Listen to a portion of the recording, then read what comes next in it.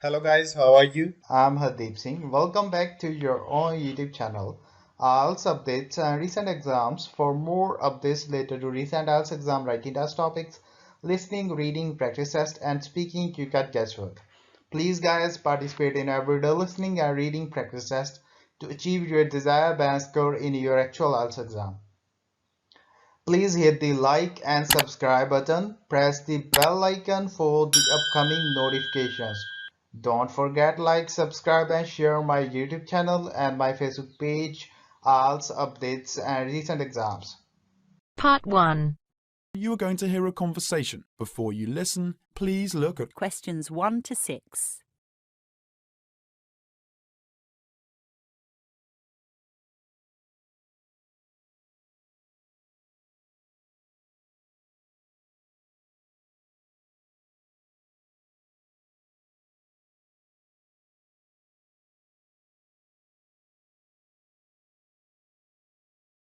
Good afternoon. Weston Car Club. Could I help you? Oh, afternoon. I was wondering if you could give me some information about your services. Sure. What would you like to know? What about racing training? I heard you had a team. No, not really. We do have a racing track, but haven't formed a team. Perhaps you're thinking about Waverton Car Club.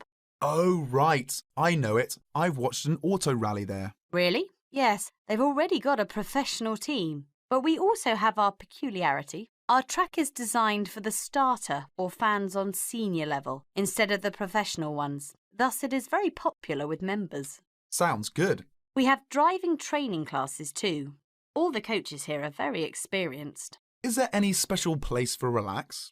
Of course. At the moment, we've got a lounge bar right behind the training centre. Besides, there are vending machines everywhere, as well as a fully licensed restaurant by the end of the year. I see. Do you have car renting service? I may need a car these days. Yes, we have a large number of cars in supply. You can choose whatever you want here. Would you please introduce the renting facilities in detail? Sure. We now have 2 styles of car for rent, Grade C and Grade D. What is the difference? Grade C includes air conditioning, a whole set of stereo, high-class engine, what's more with low mileage. Spectacular. Is it very expensive? Well, you pay £300 as a deposit, then it's £40 per day. Oh no, I'm sorry. It's just gone up by £15. Sorry about that. It's now £55 for the rent each day. I got it. And what's the next type? Well, Grade D doesn't have air conditioners and is a little bit older than Grade C, but the rent would be far less. So, how much exactly? Is the deposit the same as for Grade C? Actually, it's slightly less than the £300. It's £250, but the rent for each day is only £35. Is it a good price for you? Well, it's still far from what I expected. I will pay a visit to nearby cities for at least 1 week. £35 per day is still beyond my limit. Don't you have any discount? Then maybe you can try the VIP card. Would you please introduce it to me? Of course. You just need to pay a £30 fee for a VIP card. Then you can enjoy an 80% discount for Grade C and 75% for Grade D. Before you listen to the rest of the conversation, you have 30 seconds to read questions 7 to 10.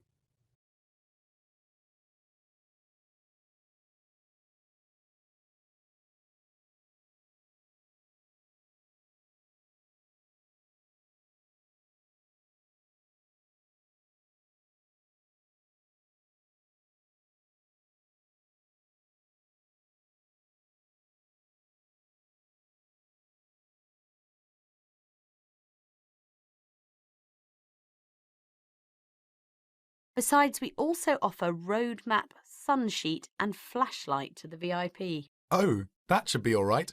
By the way, can I pay for it by credit card? Sure, you can pay by cash or credit card, but no cheques are permitted. OK, then I would come in my spare time. What should I do if I want to join? Well, we book you in for an assessment with an instructor who will show you how to use all the equipment. If you want to organise a trial session and look around the centre, you'll need to speak to Anna Manuja. Could you spell that, please? Yes, Anna, M-A-N-U-J-A. I'll give you her direct line number. It's 504889615. Thanks. Thank you for calling Weston Car Club. That is the end of part 1. You now have half a minute to check your answers.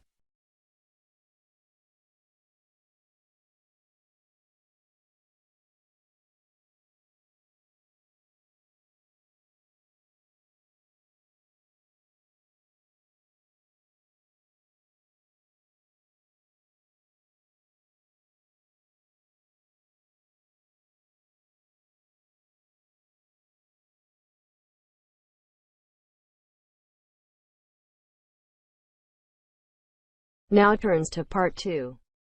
And you are going to hear a lecture. Before you listen, please look at questions 11 to 20.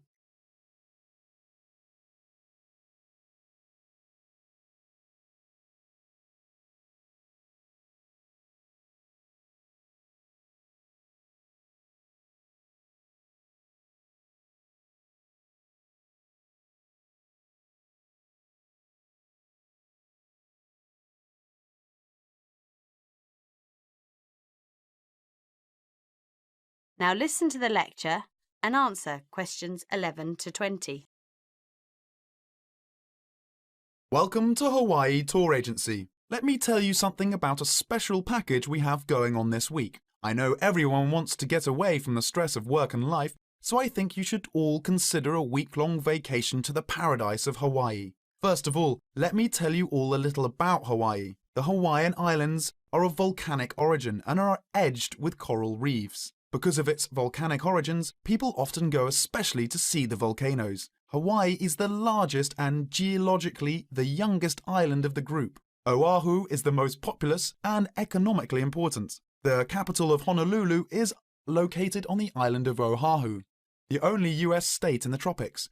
Hawaii is sometimes called the paradise of the Pacific because of its spectacular beauty, abundant sunshine, expanses of lush green plants and beautiful coloured flowers, palm trees, coral beaches with rolling white surf, and cloud-covered volcanic peaks rising to majestic heights.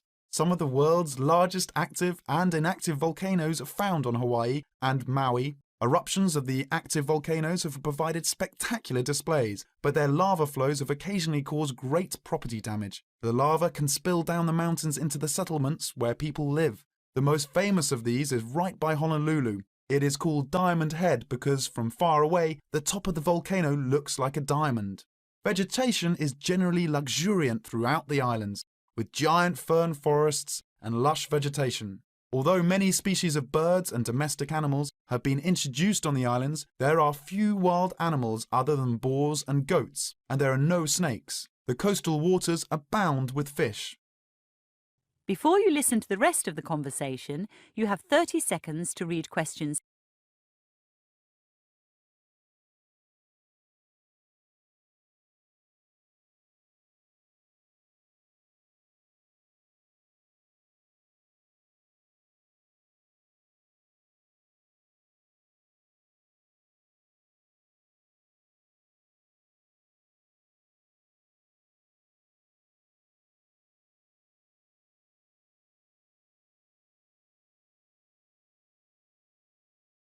More ethnic and cultural groups are represented in Hawaii than in any other state. Chinese labourers who came to work in the sugar industry were the first of the large groups of immigrants to arrive, starting in 1852, and Filipinos and Koreans were the last after 1900.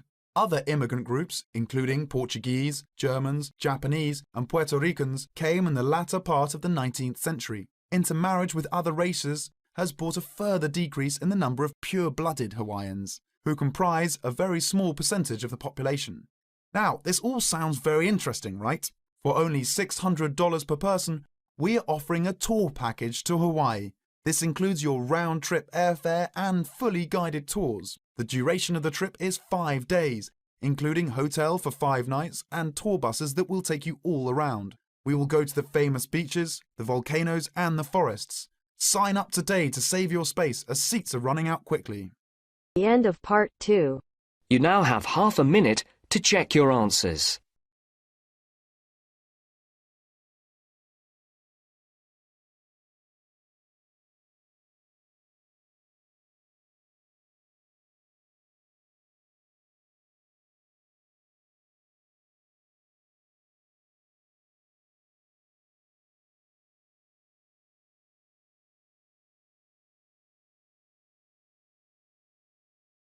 Now turns to Part 3.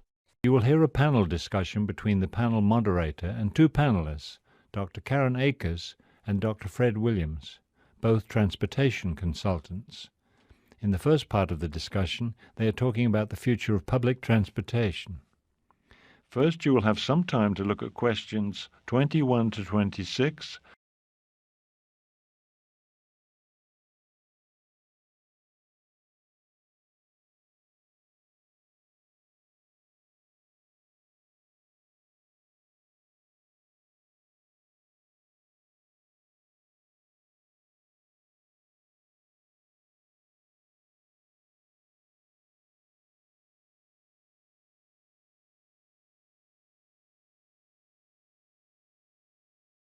Now listen carefully and answer the questions 21 to 26. Dr. Williams and Dr. Akers, I want to thank both of you for coming today and sharing your thoughts on the future of public transportation. Glad to be here. Thank you. Let me ask you first, Dr. Williams. Traffic congestion is becoming more and more of a problem, and it's spreading. We're used to traffic jams in cities, but now we find traffic problems on many major highways that run between cities. What solutions do you see for the future of transportation? Many transportation experts, myself included, are excited about the potential of high-speed trains. These trains are having a great deal of success in Japan and in several European countries as well. They've actually been around for a while, since 1964, in fact. The first high-speed train was put into operation that year. What would the speed be exactly of a high-speed train? How would you define high-speed train? We usually call a train high-speed if it's capable of traveling at 200 kilometers an hour or faster. That's very fast. It would seem to open up a lot of possibilities for transportation between cities. Yes, that's right. 50 years ago or more, conventional trains were the major form of transportation between cities. Of course, they weren't high-speed trains, but nobody expected that then. Those old trains provided frequent, reliable, and affordable long-distance transportation, and most people used them. Then things changed. Cars and highways were improved, so more and more people started driving cars. Cars are a great form of transportation. Everybody loves them because they're so convenient. But we usually use cars for local trips, shopping and going to work and things like that. That's true. For long-distance trips, most people nowadays rely on planes. Plane service is more frequent and affordable now than it was in the past, so planes, like cars, have become more convenient for people. Meanwhile, trains have more or less fallen by the wayside as a common means of transportation. But with everybody driving cars and taking planes, we have a lot of congestion. And not just on the roads. Airports have become very crowded too. Exactly. We have congestion everywhere now, so we need to look at new forms of transportation. Before you hear the rest of the conversation, you have some time to look at questions 27 to 30.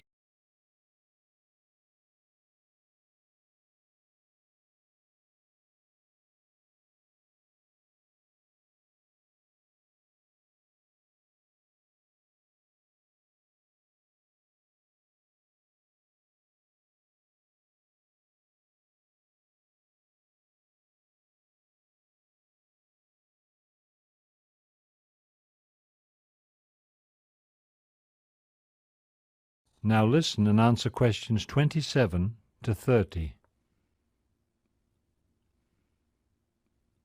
And that's where high-speed trains come in. They offer several advantages over both cars and planes. When you take everything into consideration, getting to the train station, boarding the train, and all that, a high-speed train gets you to your destination just about as quickly as a car. So speed isn't really an advantage. Cost isn't always either. Depending on how many people are traveling with you, a train trip could be more expensive than a car trip. But a train trip is much more relaxing than a car trip. You can read, sleep, eat, whatever, while the train carries you to your destination. And of course, you're never delayed by traffic jams. To my mind, these are great advantages. Yes, I can really see the advantage of the train over the car. But what about planes? Planes are much faster than cars, so that's a big plus for planes. Not necessarily. For trips shorter than 650 kilometers, high-speed trains can actually be faster. Checking in at the airport and going through security takes a long time. You don't have that kind of delay with a train. Also, trains can carry more passengers than planes. They can also offer more frequent service. So for your medium-distance trips, they really are faster than planes. That is the end of part 3. You now have half a minute to check your answers.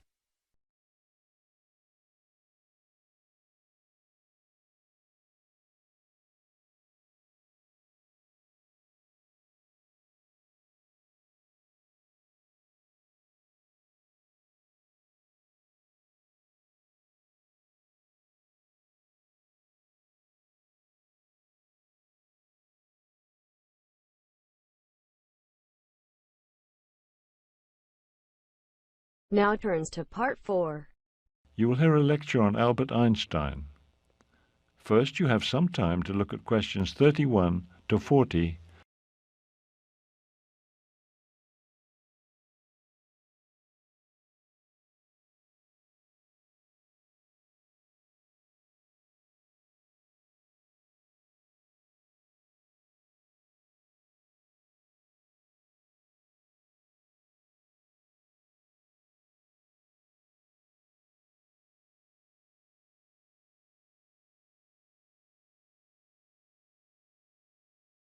Now listen carefully and complete the timeline in questions 31 to 40.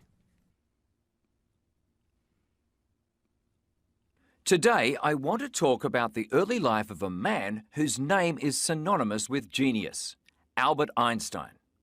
He's well known, of course, for his work in physics, especially his theory of relativity.